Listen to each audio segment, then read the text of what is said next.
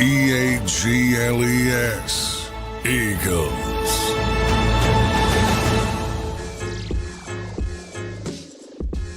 Welcome in, everybody. It's a game day JAKIB Pregame Show here as we prepare for Week 4 in the NFL. The Eagles take on the Tampa Bay Buccaneers today in hot and sunny Florida at Raymond James Stadium. Week 4, a team that has had the Eagles number, one of the few teams in the NFL that has. I'm joined now by Dan Sileo, host of the National Football Show, and John McMullen, host of Birds 365, two of the best in the business. How you guys doing on this game day? Big Sills, I'm coming to you. Start with you, brother. A beautiful Sunday morning, a beautiful Sunday early afternoon game in Tampa, Florida. And it is two teams that are undefeated facing each other. And early on, you would say that they're going to be one of the teams, the Buccaneers, that are maybe going to be in the conversation at the end of the year, could being a Final Four team in the NFC. I know who the Eagles are. I really don't know who the Bucs are yet. They've played the Jets, they've played the Falcons, and they've played the 0-3 Houston Texans. Nobody thought the Texans would be sitting at 0-3 right now, but, you know, this is a validation game for them. This is a measuring stick for them. I know who that team in Philadelphia is. I know what they bring to the table. I don't know what the Bucs are right now. I know they've got a great roster. They're banged up more than any team, I think, in the NFL. It's going to be an interesting ball game, and I think this is going to be a very close ball game today at Tampa at Raymond James. Absolutely. They've been battling through those injuries, and Baker Mayfield has done a nice job prevailing there. Johnny Mac, how you doing on this Sunday early afternoon, brother? Still morning here, and I guess on the East Coast. But, and they're playing football already in Dublin, Ireland, which I don't like. I don't like these early games because and European games, John. Get rid of them. I hate them. The players hate them. They don't like traveling. Yeah. They're only going up. Well, you guys just talked pre-show about the business, guys. Those games aren't going anywhere. They're trying to get bigger money, bigger business. Even the crown's different over there. I hate it over there. Man. I hear you. The surfaces are a joke. Everybody talked about the one in Brazil last year. That's part of it as well, but the NFL, doesn't care. Eventually they're going to 16, 17 games, so everybody can have one game. That's the plan. Roger Goodell stated it again. So they're going to have a full schedule of international games, but just one game a week. So a lot of people have said, well, they put a team in. No, they're not going to put a team there, but they want to play a full season of European games or international games mixed in. I don't like them. You're right. The players don't like them, certainly. But it is what it is. Money, we all know, runs the world, and that's the thing. But bring it back to Tampa. What Tampa has, Dan, is the weather. Yeah, that's what they have.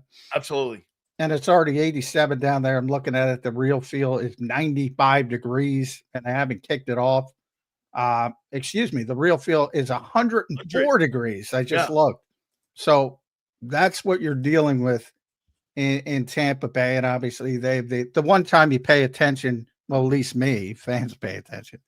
Obviously, the Eagles are in their dark uniforms. Tampa Bay has the advantage there. Yeah. And they'll set it up at Raymond James Stadium because it's their home field, and they know where the sun will be worst on which sideline. All these little tricks of the trade when it comes to taking advantage of your home field. John, I'll tell you, we used to when I played both collegiately and professionally there, you always put the opposing team in the sun. They always have them on the other side, no matter where it is. It's a little trick that they play. And we used to schedule all these teams like Notre Dame when I was at Miami for 1:00 afternoon ball games. Those guys come down from South Bend. You'd see those big old, no disrespect, John, those Irishmen coming down. By the end of the game, you gotta bring Cam Jurgens is that. Yeah, you gotta bring the by the end of the game, their faces look like red apples, and you're like, pretty hot, huh, Hoss? You never get used to it, John, but you tolerate it once you play in it like that. And Zander, I do think it's a home field advantage. And by the way, John was pointing it out all week long. Dude, if you emphasize it too, like the Eagles did, you break your routine, you put a big bullseye on that whole thing. I mean, Baker Mayfield said it too. I'm like, I don't get. Usually, I agree with the Eagles. Very well-run organization. I don't agree pointing it out. Put it in your own players' heads. Like, why why are we doing this differently? And Vic Fangio's out there because he can't not be honest, and he's saying, yeah, you can't get acclimated in one day. What is that? What you can't get. We were talking, you and I, Zander, to JC Allen, who's lived down there now for 6 years. Rob Mottie's lived down there for a few years. Lived down there for years, and you don't get used to it. Right. And the people who do live down there, I always bring this up in Miami, which is even worse. The Dolphins, when they're having joint practices, they got this beautiful new facility. They stayed in the air conditioning. They are inside, John. They all practice inside. The Bucs have an indoor facility at one Buc place. They don't practice outside. They practice inside because they're constantly out in the heat. The process remains the same. I mean, whether you're acclimated to it or not, you got to stay hydrated. You got to do what you have to do leading up to the game to give yourself an advantage, or to at least be able to. Zander, and the Eagle guys are saying they're on Thursday, they're in a sauna. Well, you hydrate it all on Monday and Tuesday. You dehydrate yourself on Thursday, and I'm going. I didn't get the sauna thing. I didn't get the sauna. I mean, it's junk science. That's the players. They're trying to get hit. That's what it is. I mean, let's call it what it is. I would have not broken my normal routine. There's context to these losses, man. That's right. I mean, when they first lost down there in this stretch of 4 or 5 games, Tom Brady was still there. They were better. Yeah. That's why they won. 21. They were better. Right. And then as you move forward, playoffs during the collapse, AJ Brown's not playing. Reed Blankenship wasn't playing. I remember they had to move Avonte Maddox to safety last minute because everybody got hurt in week 17. Too many injuries in that meaningless game, which for them wasn't meaningless because they thought Dallas might lose. Never shot at that happening. So I thought that was a bad decision. And then when you went down last year, you have no AJ Brown, no DeVonta Smith, no Lane Johnson, and they lost the football game. Oh, really? If they didn't have those 3 guys today, I'd say they're probably going to lose the football game. Well, that is the NFL, though, John, right? I mean, the war of attrition is part of the whole context of this thing here, too. So I get what you're saying, but to me, this is why Howie builds that 53-man roster. And I think the 3 of us, John, have been in the room here with this, that, the 53-man roster a year ago, John, is what won them the Super Bowl, in my opinion, because Fred Johnson, Isaiah Rodgers, Orrin Burks, anytime that they had significant injuries a year ago, those guys stepped right in, and it was really no drop-off. Fred was out there at left tackle for 4 games, 2 for Lane. I mean, those guys were instrumental in that team winning the Super Bowl a year ago. And this is one of the issues I have going into this game and this year with this team. I don't think the depth is near what it was a year ago because a lot of those backup guys are now being asked to step in and step up. And, John, you are damn right on one thing, man. I mean, those edge rushers, in my opinion, you're giving up 135 yards a game. You're not setting them all that well. You're condensing the 2 defensive tackles inside who have not played poorly. Carter needs to pick his game up a little bit.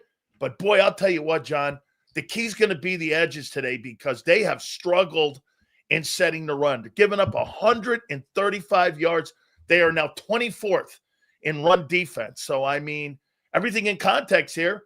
The Chiefs don't really have a running back. Pacheco's okay. The Cowboys surely don't. I mean, the Rams, the Kid Williams is a pretty good back, but these aren't traditionally big-time running teams.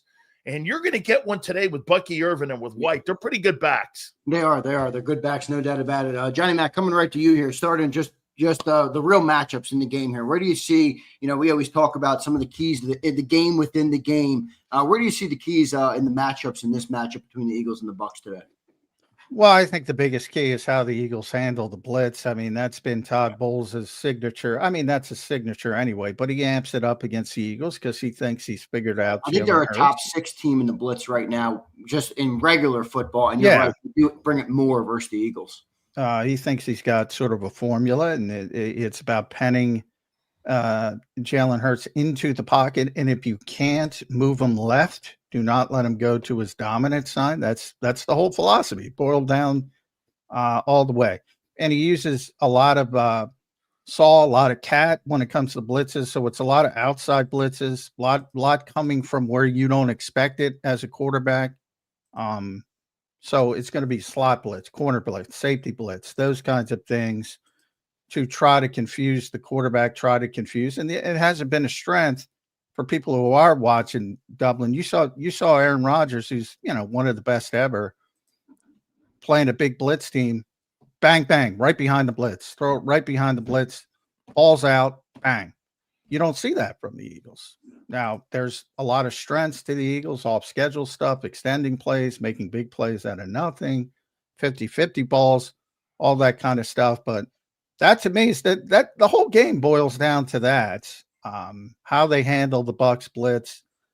If they handle it, and of course you're going to get caught. I'm not saying you have to be perfect, but if they handle it pretty consistently, they're going to win the game because they're the better team. Yep, Tampa Bay's blitzing nearly 40% this season. Jalen Hurts, John, you've talked about it, has been blitzed more than 40% on his dropbacks so far this year. So he's getting blitzed a lot. Big Sales, coming to you just in that regard. How do the Eagles attack? Knowing Todd Bowles is going to bring that blitz today, how do you expect this Eagles offense to attack this Tampa defense? Well, again, they lost Kalijah Kancey a couple weeks ago, who their 3 technique is one of the most important players because he was playing really well in. This is a Vita Vea game. Vita Vea is one of the most dominant interior defensive tackles, nose tackles in the game. And he, in my opinion, has handled Cam Jurgens. I don't think Cam Jurgens has really played that great this year. When I watch him, if you go to the 22, he's not played well, though. Maybe that's got a lot to do with Landon not playing well this year, but those 2 guys have not looked good. And it's going to be up to the Bucs in that front 4 and how they're going to be able to handle. Hassan Reddick had a pretty good first game against the Atlanta Falcons, but has kind of tapered off a little bit. They have got to get pressure, in my opinion, on Jalen Hurts. They've got to bring pressure. And believe me, one of the things they got to do is they've got to keep him contained. Both quarterbacks going into this football game have used their wheels on being able to get out in the perimeter and extend the sticks. Because let's be candid here. The running game last week it was 14 carries. You take Jalen Hurts out of that game, they had 46 yards rushing. I mean, on 14 carries at 3-3 a pop, you're not getting it done down there like that. And if you've got 3-3 a pop against the Bucs heading into this game, that goes into where they need to really throw. I guess the passing game needs to be a factor. Something else to think about here on what happened with Tristan Wirfs now being put back in. So now you get 2 other guys in the offensive line going back to their traditional positions. So they lose Cody Mock, obviously a big loss for them, and they don't have Luke Gedeke over on the right side. But you're going to put people back to their normal positions. Grant Barton's going to go back to center. By the way, I think he's going to be one of the top centers in the NFC. And if you look at every good team in the NFL, if you don't have a very good center, you're not going anywhere. Majority of the great playoff teams all have a really good center. So the Bucs on that side of the ball being able to put Tristan Wirfs. Now, I don't know how much he's going to play. He had surgery on July 8th. So how much is he going to play? I mean, is he going to really give you 30? Is he going to give you 50%, 60%, 70% of the plays? I don't know. That's going to be something to keep an eye on. They're not going to rotate him, though, right? I mean, if he's out there, he's out there. I'm expecting Tristan Wirfs. Now, will he play to Tristan Wirfs standard? Potentially not. John, what do you think about that comment there that Sills made about Cam Jurgens? I do think the interior of that offensive line obviously hasn't looked the same early. Some injuries there. You got new Tyler Steen, who I think's been pretty decent this year. Landon Dickerson's obviously banged up. What are you seeing there, John, on the interior of that offensive line? Cam Jurgens obviously is a big test today. Vita Vea and those guys in the middle. Yeah, I think he had 2 good games, 1 bad game. So I think he had a bad game against the Rams. But the Rams give a lot of people problems with that pass rush, especially. Very talented front. So I think to Dan's point, I think Landon hasn't played up to his typical standard. You have good games, you have bad games. But I think overall, again, contextually, if you talk about the league, there's some bad offensive line play. And then when you lose a player, poor Carson Wentz just went sack, interception out in Dublin. because they lost Ryan Kelly during the game. Donovan Jackson was out. They lost Brian. They're down 3 offensive linemen. Can't do anything. I talk about it all the time. So when you talk about the Eagles offensive line, you're talking from a spoiled standard. So are they playing up to their standard? No. Are they playing up to above the typical NFL standard? Yes, significantly. So it depends, I think, how you frame it. But the biggest issue has been the blitz pickup, and that's why people have been blitzing. Not only the teams like Todd Bowles we expected today, who normally blitz, but teams are amping it up. Even Steve Spagnuolo blitzes more than anybody, amped it up. He's never blitzed more. He's never sent zero blitz more than he did against the Eagles, because that's how everybody has seemed to formulate, all right, this is how we're going to beat this team. Ironically, nobody's beaten this team yet. Now, there's a lot of crazy plays, CD Lamb dropping footballs, Travis Kelce dropping footballs, blocked field goals. But bottom line is nobody has done it well enough to beat the Philadelphia Eagles. So it's not playing up to its usual standard. But again, if you look around the rest of the league, it's probably better. Not probably, it's better than most. And they need to get back up to closer where they were. I don't know if you can reach last year's standard because that was pretty historic, but they do have to play better, and they especially have to play better picking up the blitz. And that's not only the offensive line, that's the quarterback. That's Saquon Barkley, who hasn't done a good job in blitz pickup. So I'll tell you this too, John. You notice what they're doing. I noticed in the first game that Matt Eberflus did it too, and then Spagnuolo did it, and then Chris Shula did it as well. They're flooding the run lanes on first and second down. There's a lot more blitzing coming now on first and second down, not to get Barkley into that second level like they did a year ago. And I think that's one of the parameters on how they're trying to stop that run game. I mean, the Eagles entered the game today. They're the 27th ranked offense going into the game.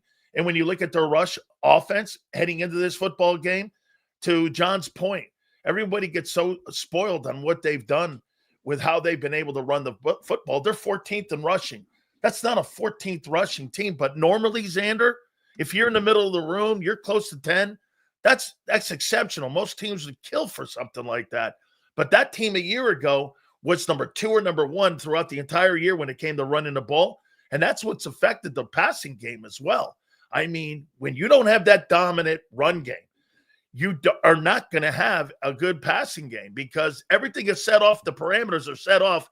The parameters are set off of what you do in the run game. Yeah, absolutely. I think the run game's a little bit bottled up right now. I mean, if the Eagles can start moving the ball through the air, I think everything will open up a little bit. Obviously, complementary football is a big part of it. Both of you guys just talked extensively about the blitz, and we obviously know Todd Bowles is going to bring it. You say prepare for the blitz. John, I'm going to come to you first here. What does that mean? Walk us through. What is it? Hot routes simply? Give me what it looks like for the Eagles offense to handle and manage the blitzing that Todd Bowles is going to bring today, as in-depth as you can do it.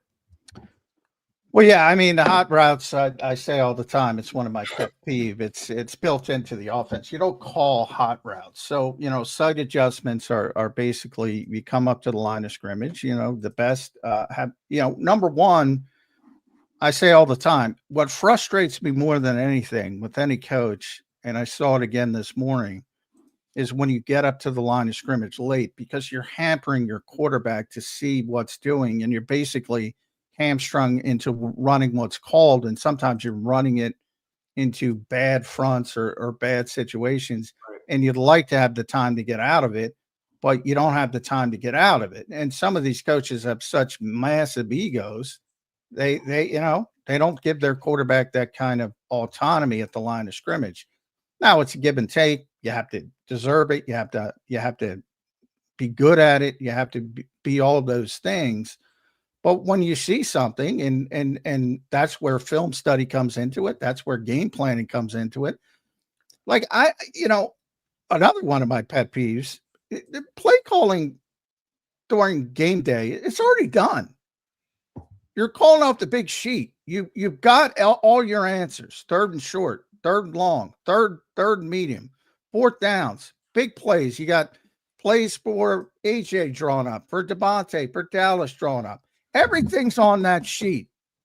And then in the moment, there's a little bit of toggle between the feel for the game. All right, what maybe we set them up for this earlier in the game, and that part of it's real. But you're not going into halftime and drawing up things on the chalkboard and saying, hey, we didn't practice all this week, but let's run this. That's not how it works. So all this stuff is built into the offense. One is Jalen Hurts being allowed to get up to the line of scrimmage quickly enough. That's something to keep an eye on. Boy, I can't tell you what a pet peeve of that is of mine. Just shows the ego of the modern coach. Because if you're not, in my mind, if you're not striving to have a Tom Brady or a Pete Manning type quarterback that can get you out of bad plays, I don't want you as my coach. I don't want you as my coach.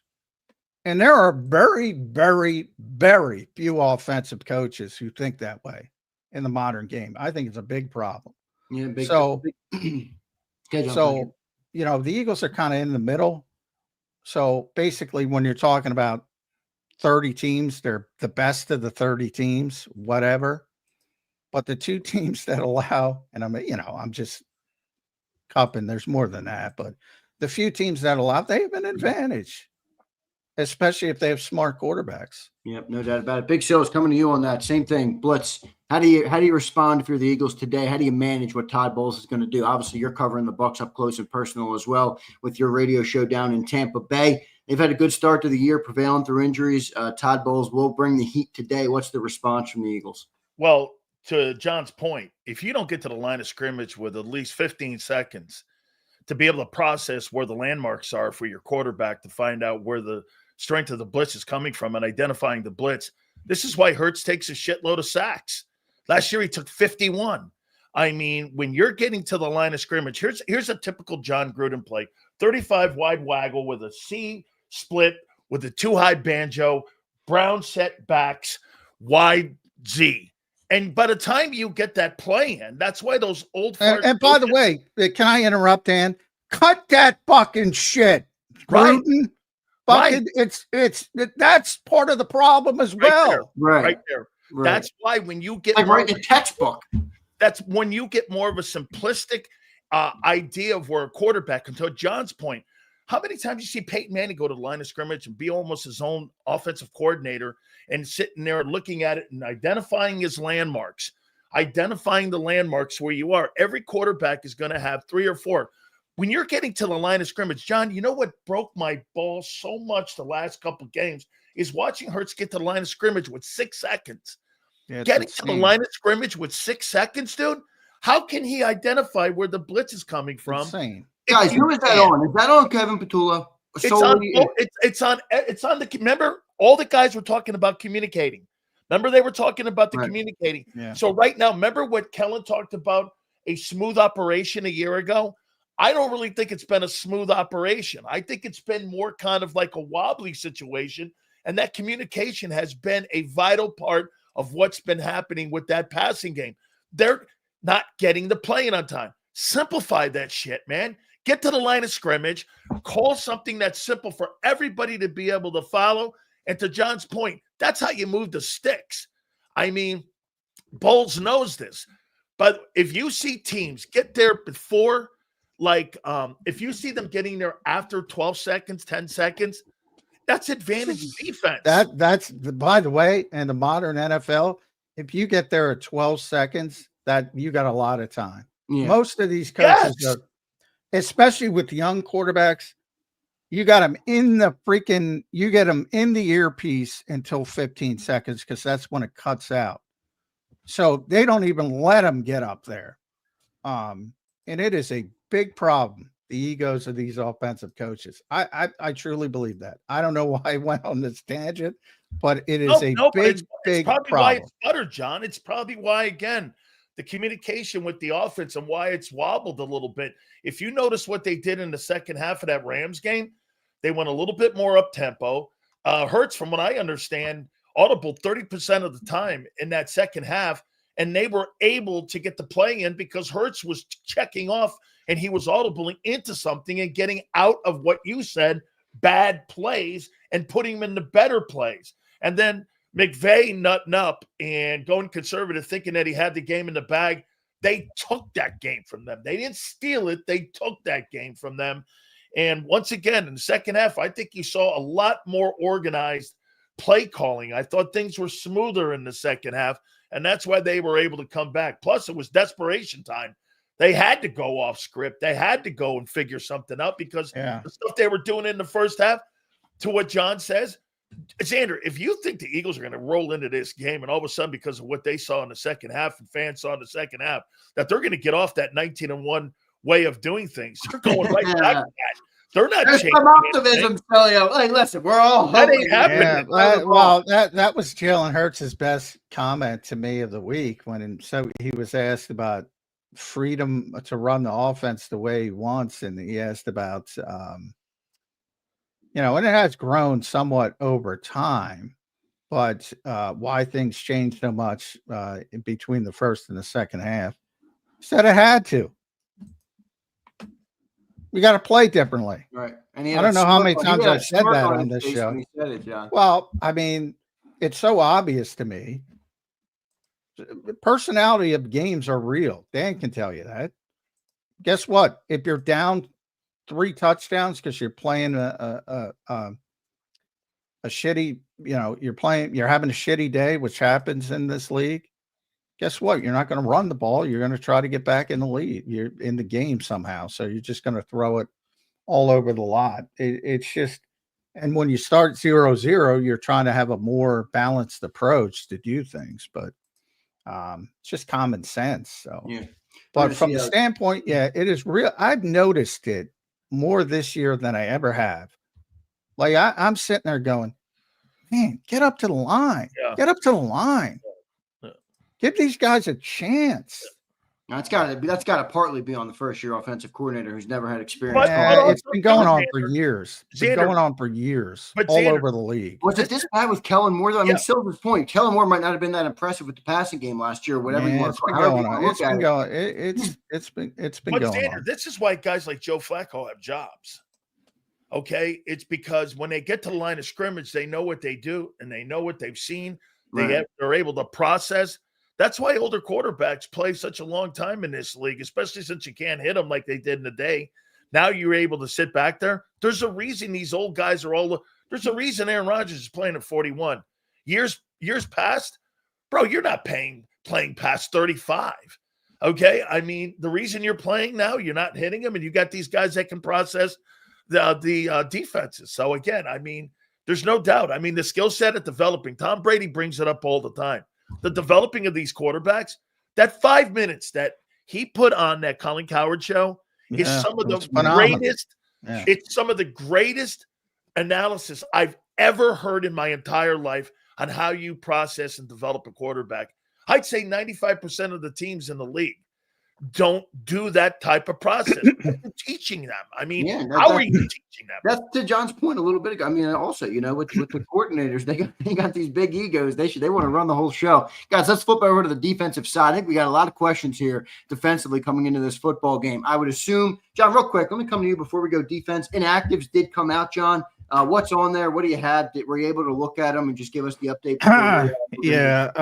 Well, Adoree Jackson's not going to play, so big day and obviously Jacorian Bennett is on injured reserve. So Kaylee Ringo, man, deep end of the pool. Chance, he plays a good game today. He wipes out the whole summer. Right. He's the starting cornerback. That's the opportunity he's got today. So big day for Kaylee Ringo. Kind of excited to see how he handles it.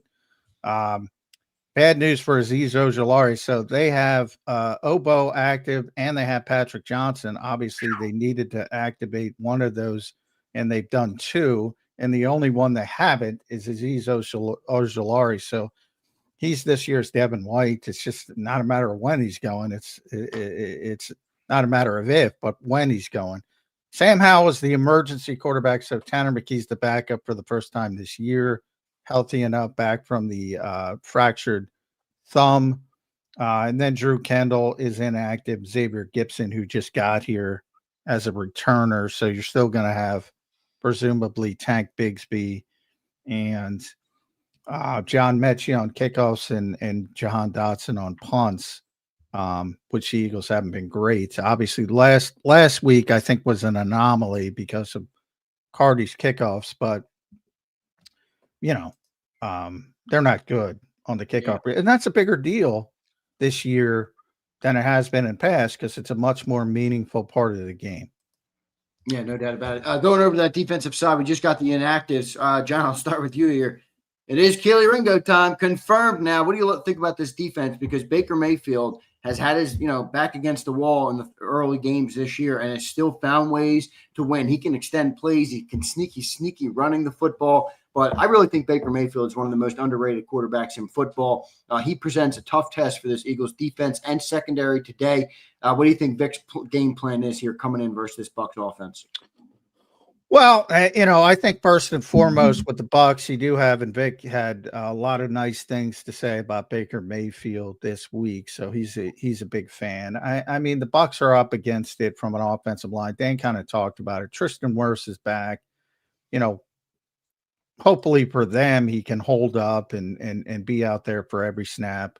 But again, no ramp up period. We'll see how it works and all that heat. Maybe it hurts the Bucs and some kind of way. Grant Barton moving back inside. They're kind of they have three legitimate big time injuries they have on the offensive line, and they're getting one of them back. But Luke Gedeke, who's one of the better right tackles in football, is out for the year, I believe. Cody Mauch is out, so you're dealing with backups on the right side. They got issues. And by the way, Sills mentioned Kalijah Clancy on defense. Mike Evans isn't playing, and he's going to be out with a hamstring. So for all these people that say, "Oh, the Eagles got this guy out," the Bucs have much bigger issues with injuries than the Eagles this time around. So, Buka has played well as a rookie. Chris Godwin presumably is. I assume he's coming back. Limited. Again, yeah. He's going to be on a pitch count. He's not going to show up after that amount and say, "Oh, hey, Chris Godwin's Chris Godwin." That's not how it works. He's been out since last year with the Ravens injury. Exactly. He has no camp, no OTAs, no mini camp. It'd be insane to think he's going to play a lot of plays today. Yeah. So, I mean, they have some big issues, and I think they need to rely on that running game if they can get it going. And set Baker up, keep him ahead of the sticks and all that. But to me, this has got to be. I'm not as worried about the edge rushers as much because I go into it knowing the Eagles aren't that good at edge rusher. So to me, it's Jalen Carter, Jordan Davis, Moro Joma. They're the ones who have to dominate and give this team their pass rush. And hopefully the edge rushers can play off of those guys. Yeah, hopefully. Big Sales coming to you defensively. What's the approach today for Vic Fangio's defense? Well, to John's point of Mike Evans, what's the one thing that Mike Evans does for that Buck offense? And that is he creates the double team so that Ibuka, who's a rookie, is able to get the single coverage, and he's able to learn and acclimate himself to the NFL game. You take him out and you don't have that, well, now that double team ends up going. Now, again, what goes to the advantage of the Bucs here is that they play zone. So they're going to be not seeing that. And I don't know if you're going to have Q traveling around with Mbuka or not, but I doubt it. The key to the whole thing, the three games so far with the Bucs has been, I saw Baker Mayfield after the Houston Texans game. This guy was limping around like he was a 65-year-old old man. Yeah, he was questionable all week. He's banged up. And he hit his arm in that Texans game, so he's got a bicep injury. Yeah. You could see some Teddy Bridgewater in this ball game if he gets banged up enough, because he's walking into this game not really fully healthy. They kept him out the last 2 days when he came to practice, so he didn't see any. And I want my quarterback in there practicing, especially against a Vic Fangio defense. Now, they're going to have to get a run game going. And this is where, again, I think the game is a little bit like John does. If they could get 130 on the ground, which the Eagles have been giving up, that's going to create play action and create space for Baker to find the guys in the zone.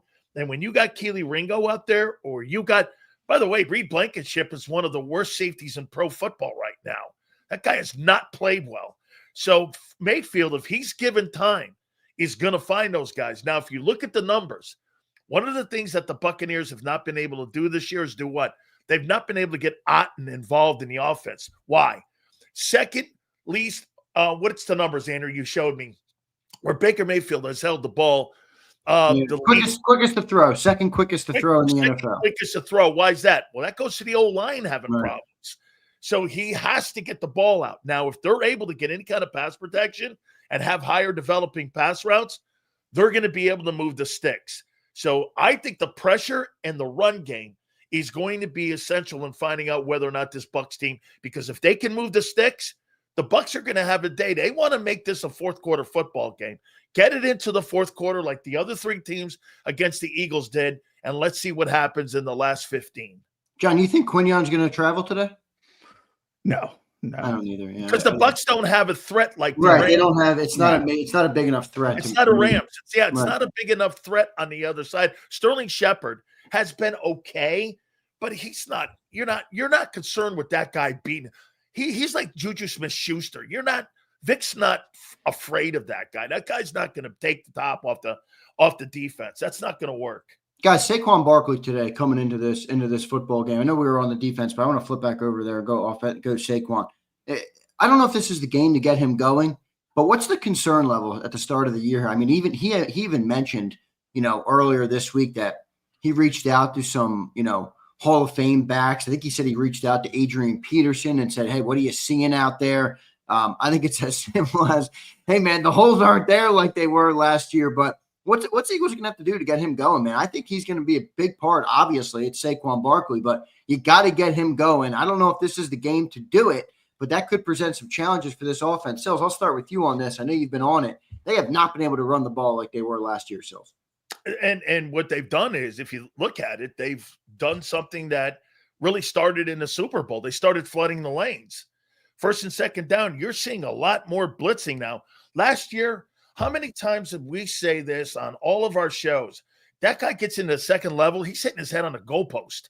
I have not seen that guy get to the second level, and that has been a major priority. And factoring in how he's not getting going, I don't really think the guy's hurt. I don't. He looks explosive. I mean, I don't think he's anything. I just think the interior of the offensive line has not been what it was a year ago. And to John's point, I mean, everybody's so spoiled to this. I knew, and I was on the team with the greatest offensive line in the last 35 years, that Cowboy line, with all those guys, with Kogan, Larry Allen, and all them dudes. Let me tell you something. That line a year ago, in my opinion, that's the best offensive line I've ever seen. Well, you're not playing to that level right now. You're playing you're playing above the level of the other NFL teams, as John said. But you know what? You're stopping them now. They're not getting that run game. I've seen that run game pretty much stop the entire year. I mean, 86 yards. You had 46 yards last week against the Rams, who had gave up, 400 yards in 2 games? I mean, dude, the Rams, they fixed that. That was a major point of them getting into that Eagle game, was not giving up that yardage. But how did they do that? They were blitzing on first and second down. That's why Barkley's not able to get going here. And I think you're going to see more of that with the Blitzmaster and Todd Bowles. Yeah, I agree. John, what are you seeing? What's the concern level on Saquon Barkley? A little bit. He hasn't played well. My concern more is on pass protection, to be honest. Blitz pickup has been Johnny almost got Hurts killed last week. Yeah. I know Jared Hurts lit him up. It's been really poor. And he's usually, I wouldn't say great, but he's usually above average at it. So it's John, let me stop you there. Do you think that's on Jalen setting protections? No, because as a running back, you got the most difficult, and that's why Todd, especially when you're running Saw or you're running Cat, you have to quickly identify, all right, where's my responsibility? And it's usually that guy. So you got to toggle pretty much where it's coming from. You got to make the right decision in a split second. I think they've struggled with that. Look, and we talk about the blitz so much in the passing game, but it also affects the timing of the running game when you're doing it so much, 70% of the time, the last 3 times. So a lot of times running plays are based on timing. So if you get that immediate penetration, you're breaking up that timing. I think that's a big part of it. The running part of it is the least, from Saquon's standpoint, is the least thing I'm worried about, because you've seen some of the explosion. There was the one play where he should have had a 4-yard loss. He turned it into a 4. You still see that. But again, they're just overwhelmed by how much blitz they're seeing. That to me is it. They're like, are you freaking kidding me? That's how much blitz they're seeing. And they've been a little bit surprised, to be honest, and overwhelmed by it. And that's on Jalen, you think, to get those quick routes. I mean, we don't see any of that. Like, we have A.J. Brown, who's maybe the best slant receiver in football. Watch the first 2 Pittsburgh drives today, because you have Aaron Rodgers out there. And a lot of games are styles. Styles make bites. I say it all the time. Flores is a guy who blitzes more than anybody, maybe than Spagnuolo, probably even more than that. Style ain't right against Aaron Rodgers. No way. Ain't right. You gotta go the other way. They're getting destroyed. Bro, you blitz Aaron Rodgers, you better get home, because that guy knows where the hole is. Yeah, and he's throwing right behind it every single time. Right behind, right the ear hole of the guy blitzing. He's throwing right behind. But Zander, you're mentioning Aaron Rodgers. Okay, that's I mentioned Aaron. That's what I'm saying. You can't expect that. So elite. Yes, that's so elite. That's what I'm trying to say. That's what I'm trying to say. That you can't expect that. Styles. So if you're playing Aaron Rodgers, for instance, what you have to do is take away the first read, and force him at 40 years old. He can do it better than, but make sure he's uncomfortable. Move him on. What you can't do is just let him have that quick sight adjustment. He beats you like a drum, and that's what he's doing today. So people, if they want to see what I'm talking about, they should watch that game if they have Game Pass. The Eagles aren't good at it. I don't know how other way to say it. Is this just a natural kind of evolution of what, like Aaron Rodgers has been in the league for almost 20 years. Yeah. Jalen's, a younger quarterback. I know it's year 5 or year 6 for him, but he just started when Kelsey left. Yeah, but Zander, he struggles with blitz protection. Well, he does here in the now. I'm just saying, is that something that we you get better, but somebody like that was a lot better in year 6 than Jalen is in year 6. There's levels. Right. But there's not a lot of players like that. So that's not that's an unfair comparison. He compensates for not being good at blitzes by being able to move out in the perimeter and being able to move. That's kind of the kryptonite when you've got a blitzing team coming at you like that, is that he's able to extend the sticks by using his wheels. When you're somebody like Brady or Rodgers, now Rodgers younger, when he was on the move and he got out in the perimeter, he's undefensible. When he gets out there like that, you could not defend that guy. That's why you saw 48 touchdowns and 3 picks. I mean, that is so unworldly.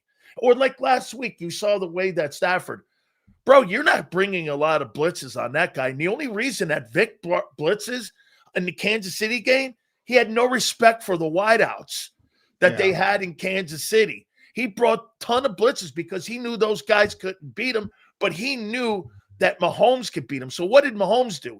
He started running more. He moved out in the perimeter. He started moving the sticks with his wheels. When you have people like, I think Mayfield has done one thing this year that he has not done in his career. You know what that is? John, he's protected the ball. He's got no interceptions. He's got 6 touchdowns, and it's because instead of throwing into tight windows, he's kept the football and he has moved out and he's been able to extend the sticks, kind of like he's playing a little bit like Jalen Hurts is, but here's a guy that knows where the windows are and knows where the holes are. He knows how to set protections. He knows where blitzes are coming from. I'll say it again to you, Zander, and I said it last week. This guy's a $30 million quarterback, really? Well, at the end of this year, when that extension comes up, that guy's going to be a $55 to $60 million a year quarterback. That's probably the best value. I already know that. Yeah, it's probably the best value contract in football. 30 Oh my million God! I mean, look, for Baker. you're looking at Trevor Lawrence and the rest of these guys making $55 million. Yeah, Tua Tagovailoa making $53 million. You know who's thrown for more touchdowns in the last 2 years? It's Baker Mayfield than any quarterback in the league. He's thrown for more TD passes. So this guy knows what he's doing. Josh Gazzardo is going to have their new offensive coordinator is going to have quite a task because you got Vic Fangio on the other side. It's funny, man. You got Kevin Patullo versus Todd Bowles. Then you got on the other hand, you got Vic versus a first-year play caller and Josh Gazzard. That's why I think this is going to be an interesting ball game today. You guys think Vic could maybe blitz a little bit more today? I know you're not going to go to the crazy level like you did in Kansas City, but the only time you blitz a quarterback like Patrick Mahomes when he's that good is you don't think the receivers are worth a shit. Well, they're missing Mike Evans, Chris Godwin on a pitch count today. You're looking at a rookie player who I know is a good player. You think maybe he brings the house a little bit more on Baker Mayfield today, John? No. Vic is very situational. In the red zone, maybe. Not as an approach like Bowles or Spagnuolo or Flores. No, that's not him. It's never going to be him. Right. He'll do it situationally. He'll do it, it's 3rd and 8 in the red zone. Yeah, he'll blitz. Here comes Jihad. But not as a fabric, as a DNA. That's not his game. His whole game is basically to keep the extra defender in coverage in the modern NFL. That's his whole. But maybe he doesn't respect those receivers they got. He wants to get home with 4, even if he doesn't respect the receivers. He still wants to get home with 4. Hey, Xander, give me that edge rushing room again that the Eagles are going into this game with. Can you please? I think Alabama's got better edge rushers. We got Zadarius Smith. We got Jalix Hunt. We got Joshua Uche. We got Obo, who's active today. I saw better edge rushers at Ole Miss. Yeah, that's your 5 today. I don't know how many snaps the other guys will get. Well, Zadarius just got here in week 2. He's by far the Eagles' best pass rusher. Hey, John, you better watch that guy this weekend. He'll be having a gas mask on by, I'd say, about, let's see, the third. Yeah, well, that's part of it. He can't, you can't throw him out there for 60 snaps. Yeah, so that's part of the problem. Yeah, I mean, they're not. That's a weakness. And it was a concern coming into the year because you worried about Nolan Smith holding up long term, and here he is out. They tried to. I don't even like saying tried to. They knew this was an issue, but you're betting on your young players, and I think Nolan was playing well.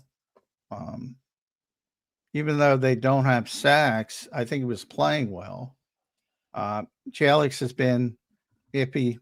I've been on that skipping steps, and that people were skipping steps on him.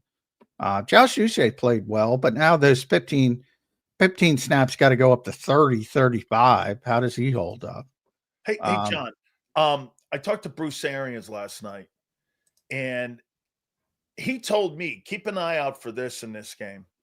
He thinks they're going to go because the Eagles have made such a gigantic thing of the weather. They may go up tempo, and they may run a ton of stretch plays early. I hate that they signaled that to everybody and their mother. I hate that. I think they're going to go up tempo. That's what Bruce thinks. They're going to go up tempo and run stretch plays because they heard Vic say something about Carter not being in the best shape and such. So I don't know. Maybe just something to keep an eye on in the game, that they're going to try to run those guys because even the Bucs who are used to it, and Baker was saying, it's an advantage for us, and he can feel it when it happens. He said that this week, the heat when it affects the other team, but it's not like you can just sit there and go Chip Kelly. The Bucs. No, we talked about this all week. I do think it's a big thing. No, but I'm talking situationally. I'm not talking about as a full quarter. I'm talking about going like up tempo the first start of the game, and then seeing what you got there, or maybe like in the third quarter or in the second quarter, you go up tempo, test their wind, see who they are, see if they're in shape. Remember last year, the Eagles didn't want to get off the bus. I mean, once they got off the bus, they wanted to get back on the bus. Well, I don't think they want they wanted to get off the bus because AJ and Lane weren't getting. Yeah, well, I'll tell you what, those guys on defense weren't missing anybody, and they got ran the hell on. Well, speaking of up tempo, going to the, I do think you're right, Sills, that Baker will run it at moments here, but you do have to be careful, like John talked about. You go Chip Kelly, you're going to gas your own football team. But they're limited too in their own players because depth levels. Exactly. So I think they got to be careful. But going over to the Eagles' offense when it comes to up tempo, I mean, we've talked about how that offense looks better when they run up tempo offense. How much you guys think they're going to run it today? Up tempo to try and get going, but also with the heat. What do you think, John? Well, if they're behind 19 points, they'll have to run it. No, I don't think it's going to be a big part of it. Maybe if they feel something, but again, the heat is the weather is not. It's not like you're playing in a dome where you can say, let's go tempo. I mean, you're going to wear yourself out. They've made such an issue of it. Why would they purposefully try to wear themselves out? So if you need it, you use it. But no, I don't think that's a big part of the plan today for either team, to be honest. It's a heat game. It's a weather game. The last thing you want to do is shoot yourself in the foot. Let's wear ourselves out. I don't think that's part of the process today. Sills, you think they're running it all today? Eagles offense? I do. I'm like, for me, I do, because when you play in that heat like that, the number one thing you're trying to do is you can like Baker said, you get a sense when the team is struggling with it. Now, look, I'm sitting here trying to tell you that, well, the Eagles aren't in shape. They're in shape. Okay. I mean, let's be candid. They're an NFL football team. They're in shape. But to what extent? Because to John's point, they made an issue out of it. Okay. They're the ones that went off their script. They're the ones that went. Zander, anytime you have to get off routine, you know why everybody's bitching about going over and playing in Dublin? Because you're off your routine. NFL players hate being off routines. Tuesdays, I got a day off. Wednesdays, I get my game plan. Wednesdays and Thursdays, we're practicing. Helmets and shells on Thursday. You get into a routine. When that routine gets moved 1 second, NFL guys have cows. They get their panties in a bind. That reminds me of you, Big Sills. I am a routine guy. That's exactly correct. Listen to John. Holy cow, it's a 4:00 game. Shit. Yeah, right. Yeah. Well, they are creatures of habit. That is 100% right. So that, but I think, tempo is about tiring out the defense. And feel. Specifically not letting them, because defensive football has become a rotational game, especially on the defensive front. So basically what you're trying to do is keep the same group on the field so they can't, if you don't substitute, they can't substitute. So you got all these defensive linemen. And the one thing, when you talk about the great pass rushers in this league, the one thing they have in common, every single one of them, is they're relentless. They got these high motors. They never stop. And they use a lot of energy. So they're most susceptible. And then Baker says in that, because the secondary has to run a lot. So it tends to wear them down as well. Now, but that also is counteracted by your receivers have to run a lot. So to me, it's really about the defensive front. And I look at the defensive front here, and we can talk about the Eagles' lack of edge rushers. Well, I don't think the Bucs edge rushers scare the Eagles at all. No, at all. At all. So, yeah, to me, this is not, I want to tire out Aiden Hutchinson type of game because that guy's going to kill me.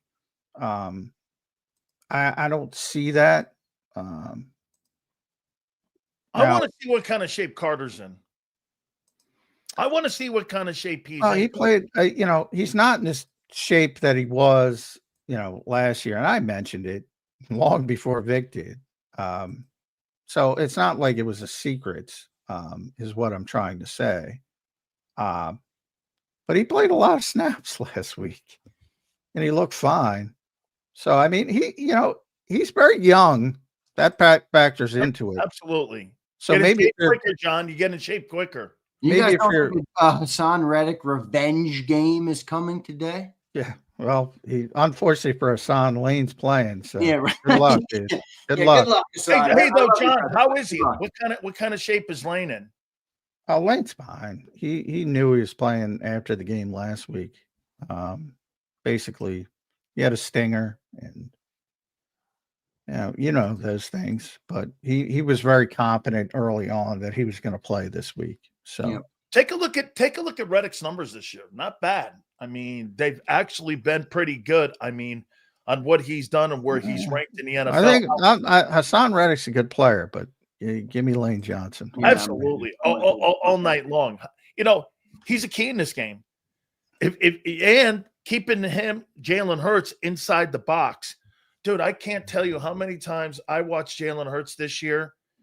You know what? People look at the numbers and they'll go, I like the way he's thought himself around the game this year. You know, he's used his brain. He's one of the smartest quarterbacks.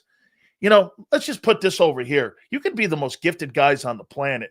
Look at Aaron Rodgers. Aaron Rodgers is by far a better skilled player than Tom Brady. But who would you take in a 60-minute ball game? I'm taking the guy from New England. And I'm taking Tom. John might take Aaron. John loves Aaron. I'm taking the guy who won 35 playoff games. What I say about Aaron Rodgers, this is how I describe.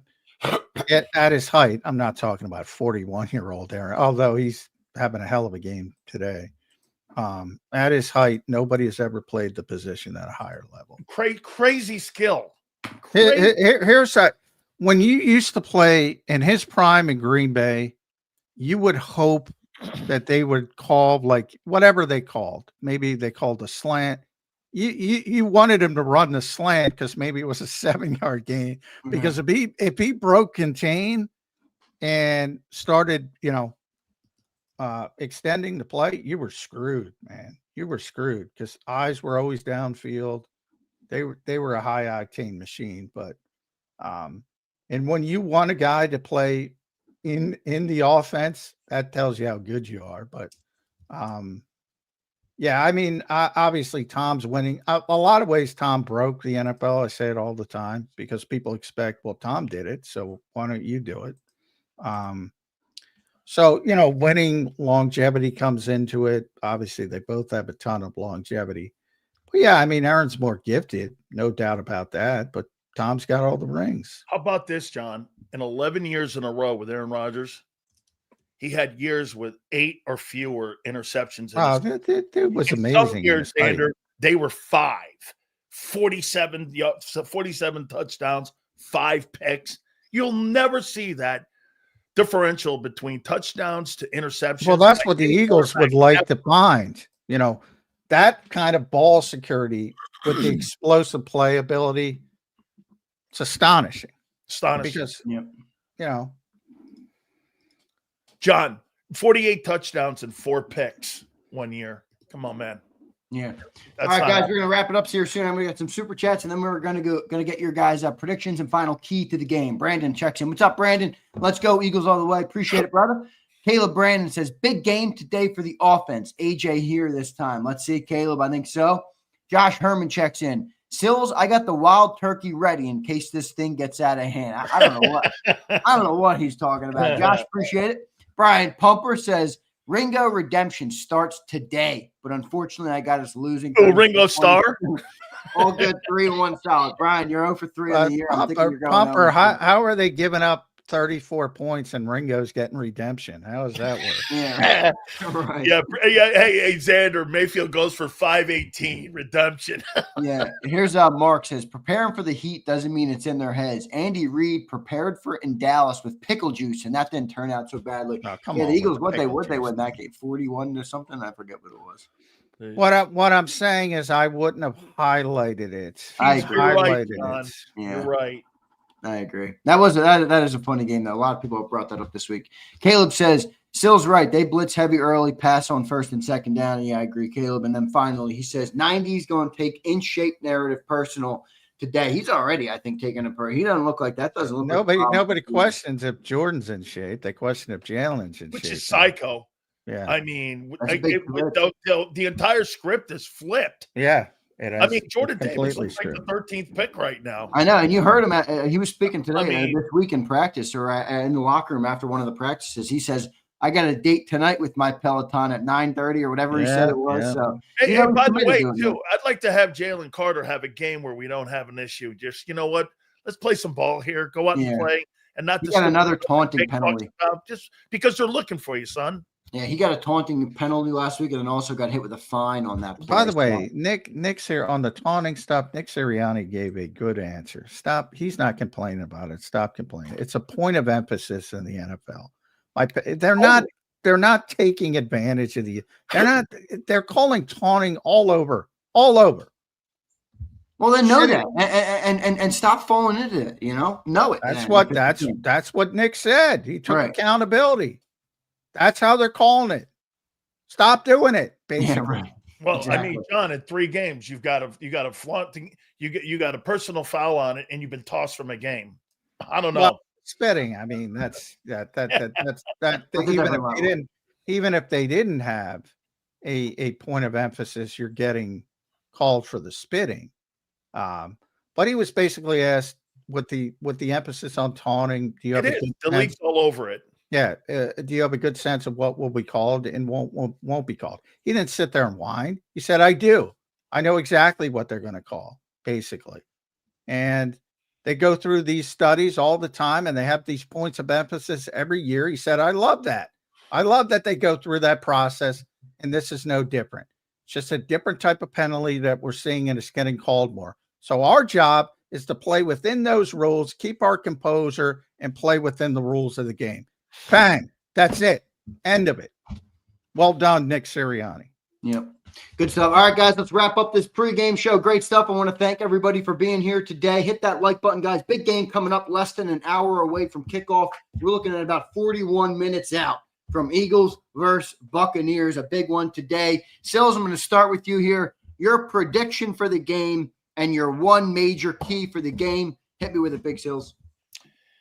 I think the Bucs come into this game just too injured. I mean, I think they're limited at wide receiver. I think, why did you see 14 penalties last week and 135 yards for the Buccaneers against the Jets? It's because of the interchanging of the offensive line and the communication of the offensive line. They may have been able to settle that a little bit. I don't know what Worse is going to bring to the table. I think the loss of Cansey has been a major factor for them. Now, again, I don't really think that the Eagles have run the ball very well. And are they going to have some more type of balance in this game in the first half? Or is this game going to be one of those games where we see kind of a helter-skelter Philadelphia Eagle team that we saw last week against the Rams where they had to come from behind?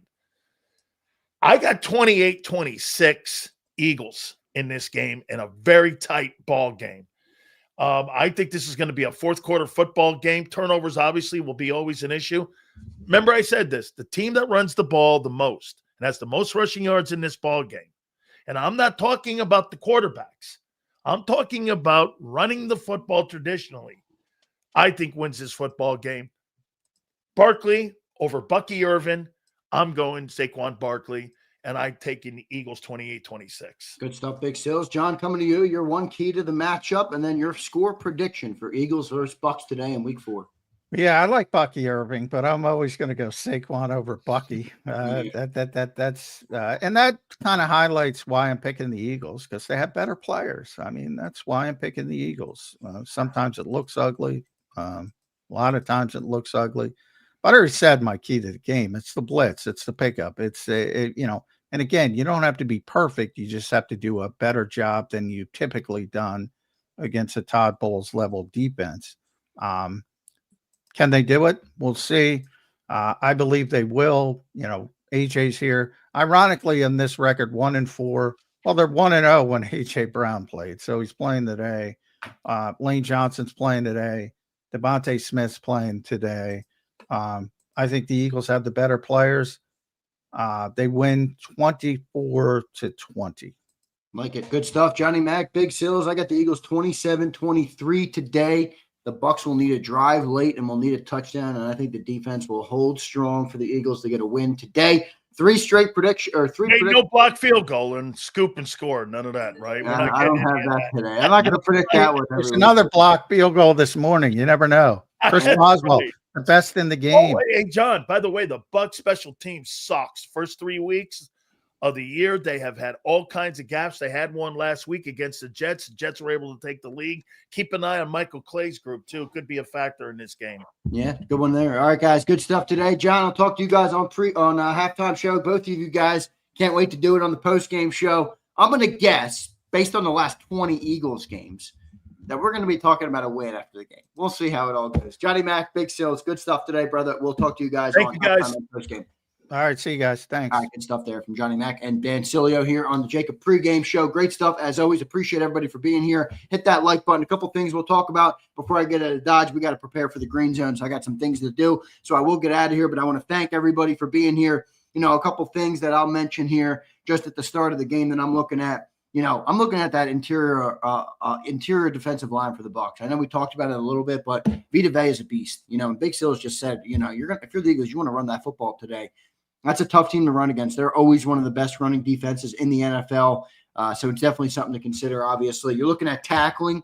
It's one of those things that comes with the conditioning factor, right? We talked about the heat. We talked about the Florida weather. We talked about up-tempo. We talked about all those things. One of the other things that comes into that is tackling and will and want to, and some of those different things that, you get a player who's dog-tired or who's gassed, and they miss a tackle, that could be a game-changing player, a play to move the stick. So that's something to keep an eye on. And then you're also in Raymond James Stadium. Now, I don't know how loud it's going to be there, but, the silent counts. You're looking at how clean is Hurts' operation. We talked about on this show today, Kevin Patullo and Jalen Hurts. That play's got to get in sooner. You want Jalen calling out. Look, I just said Jalen's got to be better with hot routes and things of that nature. You got to give him a chance at the line of scrimmage. So those plays got to get in quicker. That clean operation, I think, is going to be a big thing today in the loud stadium in Raymond James down in Tampa Bay in that heat. So we're going to see that's one of the other things. And then obviously the Bowles blitzing. The Bowl, they're going to bring the blitz. Steve Spags brought the blitz. The Eagles didn't pass great in that football game. I think A.J. Brown had, 35 yards. They had that one shot play to DeVonta Smith. So you got to take advantage of it. The other thing Bowles does that he does really well is not only does he blitz, but he blitzes, in a meaningful way in terms of, all right, I'm not just going to blitz Jalen and then let him roll out to the right. He's going to bring the blitzes probably from that right side, try and get Jalen to roll to the left or keep him out of rolling out to the right. So those are a couple of things I'm watching. I know Bowles is good at that. He likes to do that. So how does he manage Jalen Hurts? How does he manage keeping him to the left side of the field as opposed to him rolling out to the right? If he is going to bring the blitz, I think he's bringing it from the right side. So keep an eye on that. A lot of good things to watch in this game, though. I do think it's going to be a great football game. I got 27-23. I just think the Eagles are a better football team here. I think it's going to be 27-17-ish, and then the Bucs get a late touchdown. One of those things. I don't think it's going to be as close as the Eagles pull ahead in the last minute. I don't think it's going to be like that. I think the Eagles are going to be kind of safely in the lead. The Bucs, because I like Baker Mayfield, I like the fight of that player. I think he wills them back closer in the game, which is why I don't think it's going to be a double-digit win or anything like that. But I think the Eagles are going to handily win this game. I just think they're the better football team, better players, better coached right now. I think they're all throughout. Well, maybe not better coached, but I think they're better coached. 19-1. You got to give Nick Sirianni some credit for that. So, shall be a good one, everybody. I see all the videos on social media right now of all the great Eagles. Man, Eagles fans are the absolute best. They are all over the place in Tampa Bay right now. We have a lot of great people of JAKIB Nation who normally go because we got a lot of Florida listeners, actually.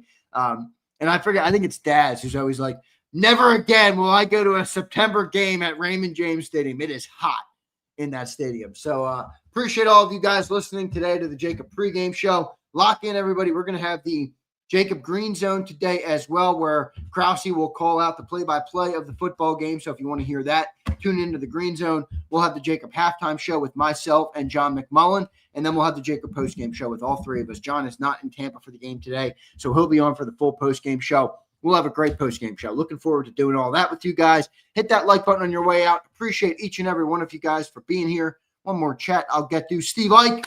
What up, Steve? Member for 11 months, Jalen Hurts is elite. I love it, Steve. Appreciate it, brother. Thanks, everybody, for being here. Hit that like button. I will see you guys on the JAKIB Halftime Show and the postgame show coming up. Thanks, everybody. Ignite your nights with free live entertainment daily, only at Live Casino and Hotel Philadelphia's Center Bar. 7 days a week, enjoy some of the region's top party bands, performers, and DJs as they take the stage in the heart of the casino action. Great cocktails, live music, and lively moments. It's all happening at Center Bar at Live Casino and Hotel Philadelphia. Visit livecasinophilly.com for more details and the complete list of upcoming events. Must be 21 or older. Gambling problem? Call 1-800-GAMBLER. This is Eric. When he got injured in a car accident, he called Morgan & Morgan. He not only gets a lawyer, he gets trial lawyers like Sam and Jessica, who are in it to win it. He gets his own investigators with briefcases, leather ones. And if you ever have questions, our customer service folks keep things rolling. Injured? We're your army. Morgan & Morgan, America's largest injury law firm. Welcome to the Jet Setters and the High Rollers, to the Shot Takers and the Tastemakers. Welcome to the Viewfinders, the Thrill Seekers, and the Night Owls. Welcome to everything you could possibly want on one 5-mile island. Welcome to the Wildwoods. Book your stay today. In our hometown, we all look out for each other. We go the extra mile to lend a helping hand. Thank you. We step up to keep our communities going strong. And at Independence Blue Cross, we're here to keep you going strong.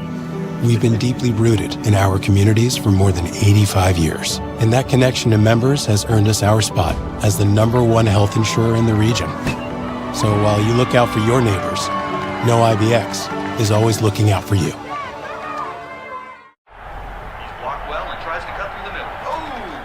Your gut says Miami is going to win, and you should take the over. Your gut also said your NFT selfies would only go up in value. They didn't. But your head is on Sports Grid and knows the QB is in concussion protocol. The backup has a 45 QBR against the zone coverage. The New York D has the most sacks in the league. So yeah, trust your head. It's smarter to be on Sports Grid. EAGLES. Eagles.